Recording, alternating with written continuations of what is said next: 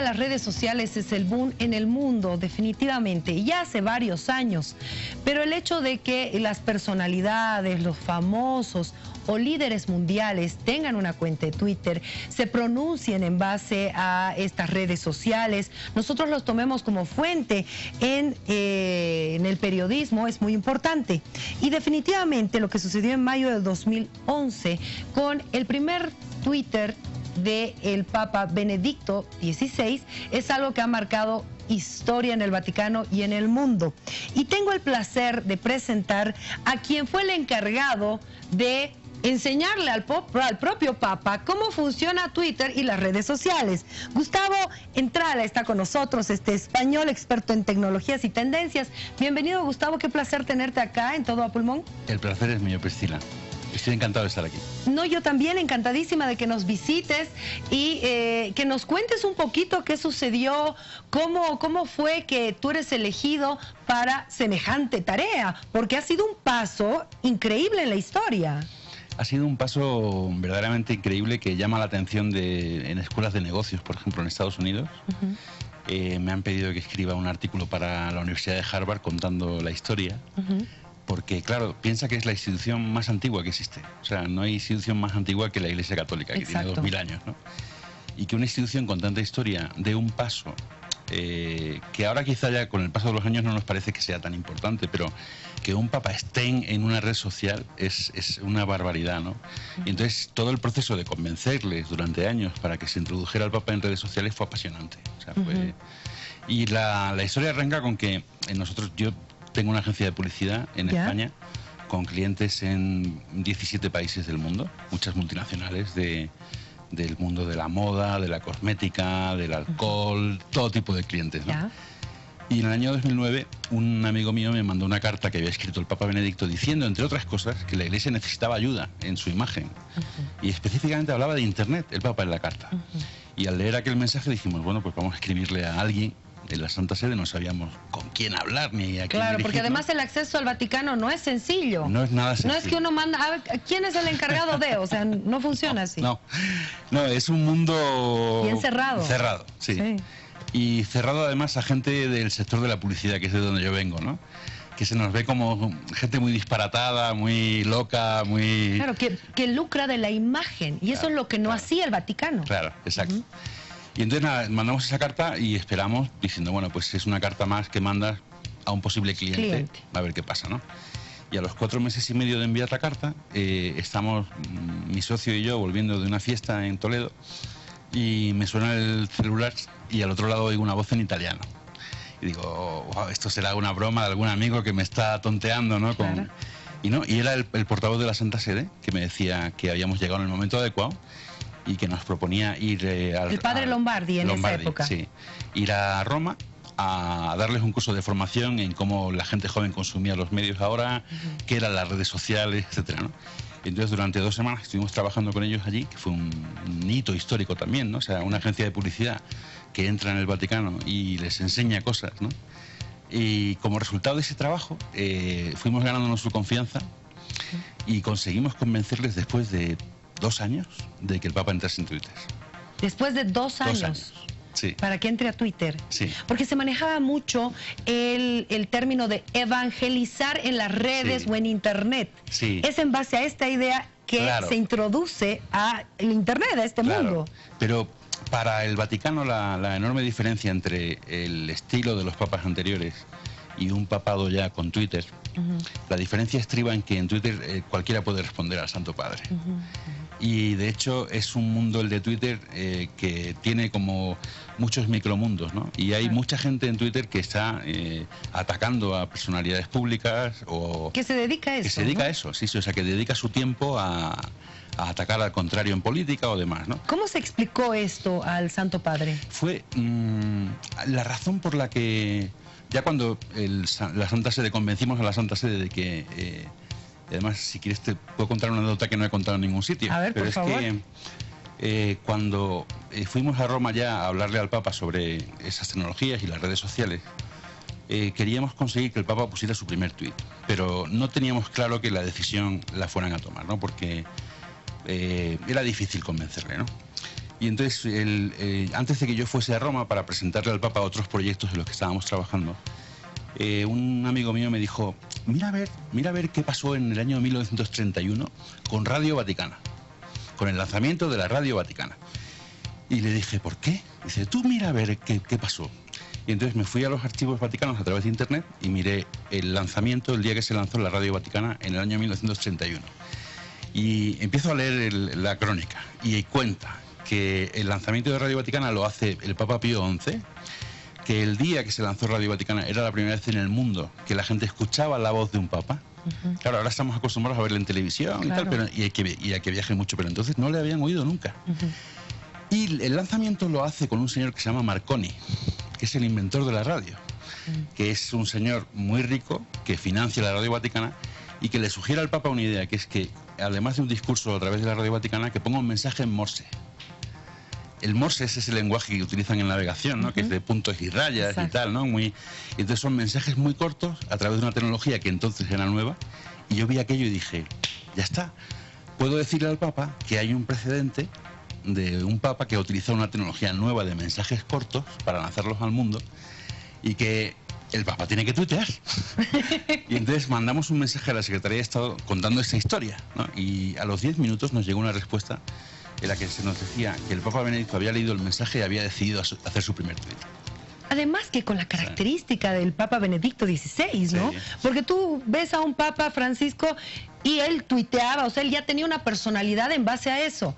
Pero Benedicto XVI no era un Papa muy distinto. ¿Cómo tomó él esto? ¿Qué conversación tuviste? Ahí la conversación, después de que le hubiera dicho que sí, ya nos encontramos allí en Roma, en su apartamento, y estuvimos una tarde trabajando con él, ¿no? Y enseñándole cosas y tal. Yo estaba muy nervioso, ¿no? Porque era la primera vez que estaba con un papa, ¿no?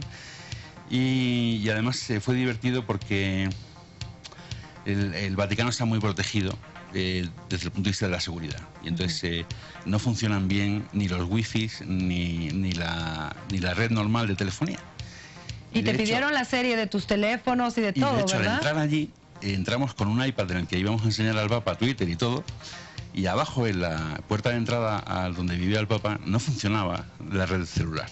Ajá. Con lo cual, ahí rezándole a Juan Pablo II diciendo, oye... Pero al subir arriba sí funcionaba. Ah, bien. Y entonces, cuando estábamos con él, ya entendió lo que queríamos hacer y nos dijo, pero el Papa, ¿por qué tiene que estar en Twitter? O sea, ¿yo qué pinto ahí, no? O sea, era un poco la idea, ¿no? Y se quedó todo el mundo boquiabierto diciendo, bueno, ¿qué decimos, no? Porque pues, estaba el secretario de Estado, estaba el secretario del Papa, estaba yo. Entonces se miraron entre ellos como diciendo, ¿qué le decimos, no? Y así se me ocurrió, por la gente joven. Y el Papa dijo, pues si es por la gente joven, adelante, hagámoslo, ¿no? Yo creo que Benedicto XVI es un Papa poco conocido. Sí. Porque era una persona que en las distancias cortas era súper entrañable, cariñoso, divertido, muy amable, pero sin embargo ante cámara quedaba muy frío. Y no le gustaba a él, se lo notaba mucho además que no le gustaba la cámara, ¿no? Y Francisco es todo lo contrario. Sí. Aunque piensan muy parecido en casi todo, ¿no? ¿Te tocó también hablar con el Papa Francisco? Sí. Cuando llega el Papa Francisco, nosotros no sabíamos si el Papa iba a querer continuar con la cuenta de Twitter. De hecho, digamos que ahora, cuando Dios quiera que sea dentro de mucho tiempo, ¿no? Cuando elijan a un nuevo Papa, ya Twitter forma parte como del pack que te dan cuando eres Papa, te dice, mira, esta es la sotana blanca, esta es la clave de Twitter. Este es el paquete completo. Y ya se supone que tú vas a utilizar Twitter como Papa, ¿no? Pero entonces no era así, era como un experimento que se había hecho. Claro. Y entonces al Papa, en una reunión que hubo a los 2 días de ser elegido, yo no estaba en esa reunión, pero me lo contaron, se le dijo, mire, tiene aquí a 3,5 millones de personas en la cuenta de Twitter, ahora el Papa tiene 36 millones de seguidores. Claro, porque está además en diferentes idiomas, claro, ¿no? Está en 9 idiomas. ¿Y quiere usted seguir hablando con esta gente en Twitter? Y el Papa dijo, ¿cómo no? Pero por supuesto, ¿no? Además que él ya tenía una práctica de Twitter, ¿no? Él había hecho cosas en Buenos Aires con los móviles y con la gente joven. Aunque no usa nada, ¿eh? O sea, él personalmente tiene un teléfono Nokia antiguo, que no tiene WhatsApp ni nada de eso, ¿no? Y estuve con un obispo chileno, con un obispo argentino que había trabajado con él en Buenos Aires.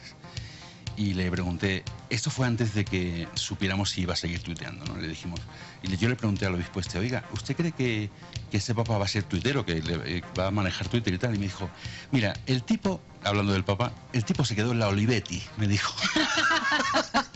Pero al ser una persona muy intuitiva, que tiene mucha intuición respecto a la comunicación, entendió rápidamente lo que era aquello, ¿no? Y luego, hoy precisamente se ha dado a conocer que por tercer año consecutivo el Papa ha sido elegido como el líder más influyente en Twitter del mundo.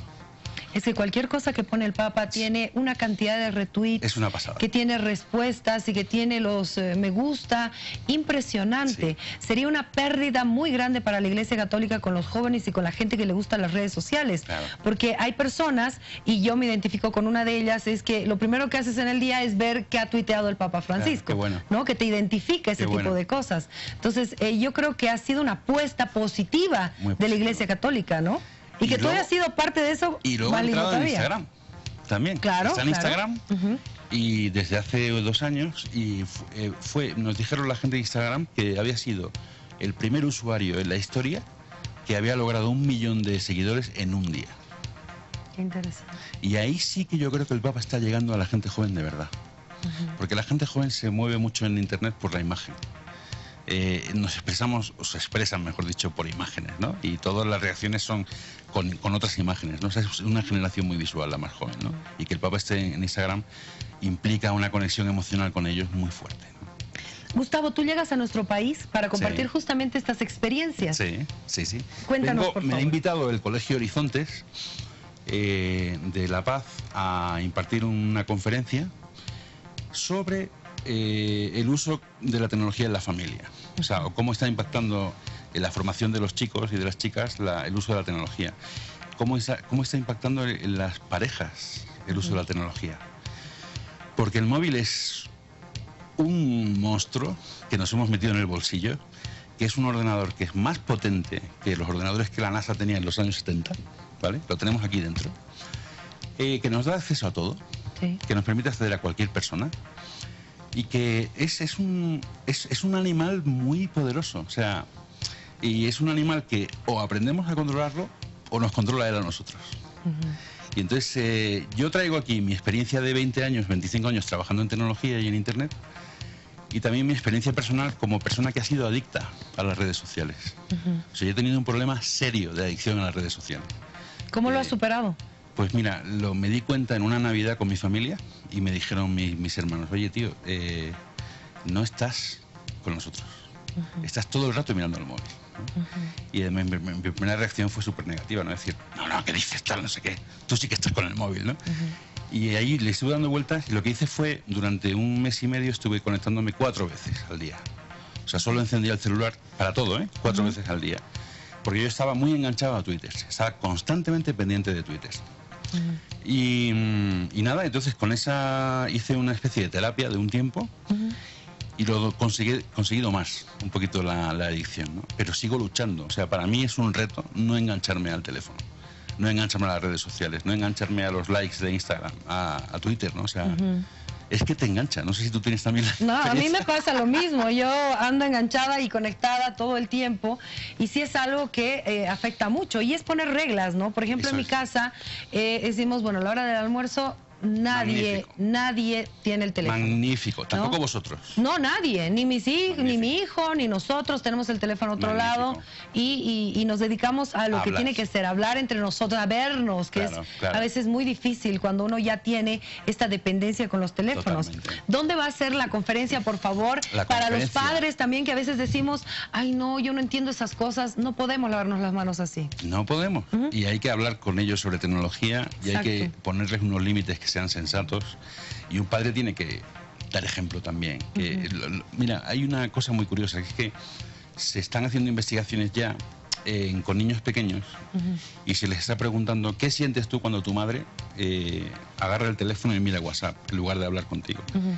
Y sienten un rechazo y un abandono brutal. O sea, cuando una madre está hablando cuando una hija está hablando con su madre, por ejemplo, y la madre agarra el móvil para mirar algo, ellos se sienten rechazados. O sea que son actos pequeños, pero no son neutros, ¿sabes? Entonces la conferencia, hay 2 días de conferencia, son en la Universidad Católica aquí en La Paz, a las 7 de la tarde. Ya. ¿Vale?